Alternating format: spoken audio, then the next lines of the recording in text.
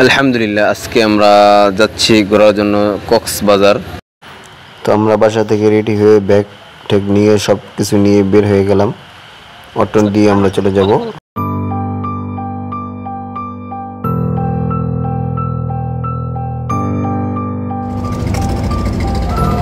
অবশেষে আমরা চলে আসলাম মেঘনা নদীতে। তো ওই জায়গায় এসে আমরা সবাই একটু ভিডিও করে নিলাম, ছবি তুললাম। খুবই সুন্দর, অনেক বড় নদী, পানির ভিতরে হালকা হালকা ঢেউ আছে।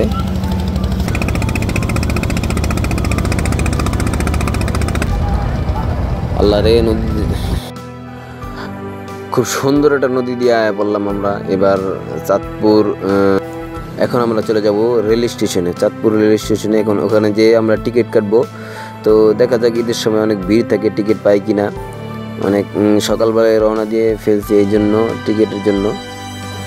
আমরা সবাই যাইতেছি আর মনে মনে চিন্তা করছি, আল্লাহ আজকে যদি টিকিট না পাই তাহলে অবস্থা হবে কি। অনেক চিন্তায় আছি, তো দেখি টিকিট পাই কিনা।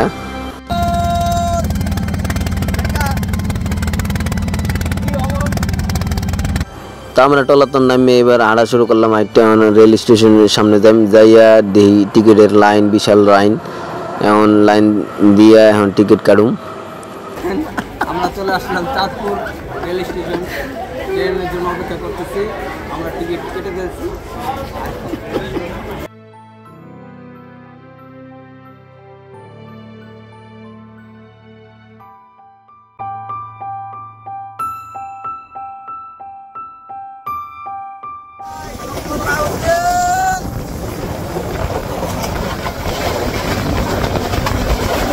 চলে আসছি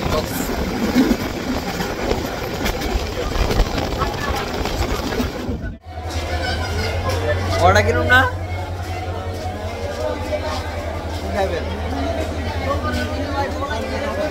অর্ডার কিনুন না। তো আমরা চলে আসলাম কুমিল্লা। এখানে এসে আমরা হালকা কিছু নাস্তা করে নেব, রুটি, পরোটা, ডিম এগুলা দিয়ে নাস্তা করে নিব। এখানে বিরতি দিবে আমাদের আধা ঘন্টা। কুমিল্লা লাকসাম।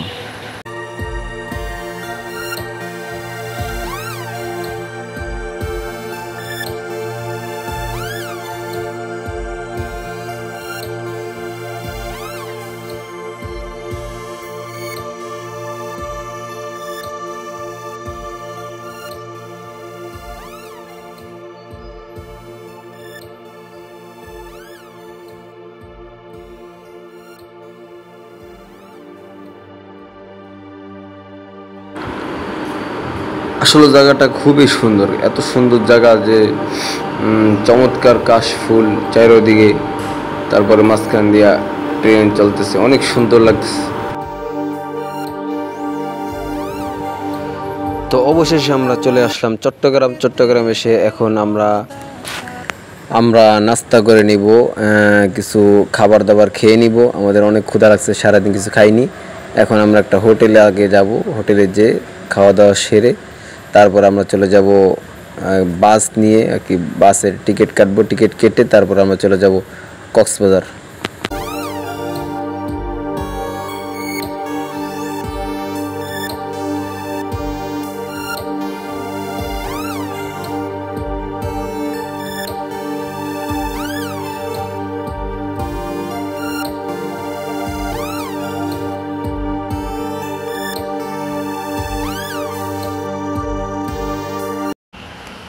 তো আমরা একটা হোটেল পেয়ে গেলাম, এই হোটেলে আমাদের নাস্তা সেরে নেব এখন আমরা।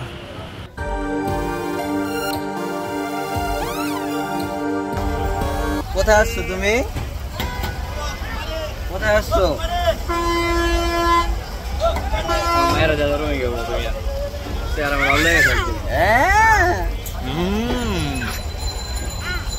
চট্টগ্রাম।